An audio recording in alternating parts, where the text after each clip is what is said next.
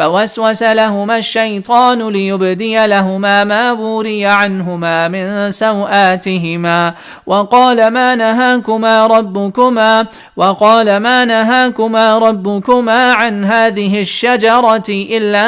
أن تكونا ملكين أو تكونا من الخالدين وقاسمهما إني لكما لمن الناصحين فدلاهما بغرور فلما ذاقا الشجرة بدت لهما سوآتهما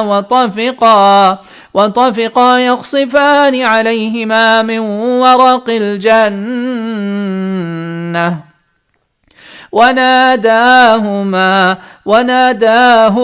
ربهما ألم أنهكما عن تلكما الشجرة وأقل لكما إن الشيطان لكما عدو مبين قالا ربنا ظلمنا أنفسنا وإن لم تغفر لنا وترحمنا لنكونن من الخاسرين قال اهبطوا بعضكم لبعض عدو ولكم في الأرض مستقر ومتاع إلى حين قال فيها تحيون وفيها تموتون ومنها تخرجون يا بني آدم قد أنزلنا عليكم لباسا يواري سوآتكم وريشا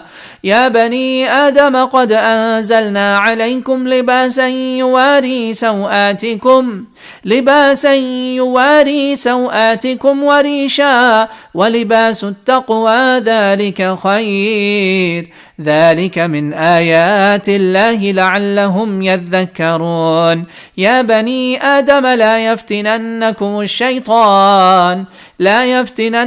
الشيطان كما أخرج أبويكم من الجنة ينزع عنهما لباسهما ليريهما سوآتهما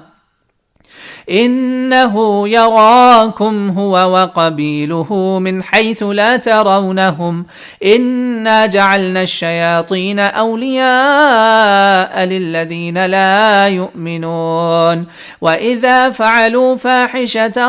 قالوا وجدنا عليها آباءنا والله أمرنا بها قل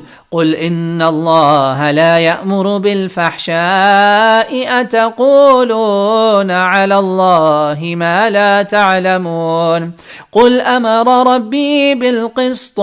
وأقيموا وجوهكم عند كل مسجد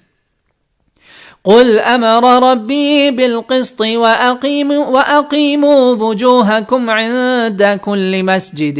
وادعوه مخلصين له الدين كما بدأكم تعودون فريقا هدى وفريقا حق عليهم الضلالة إنهم اتخذوا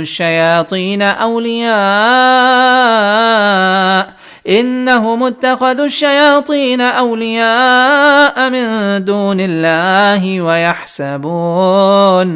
ويحسبون أنهم مهتدون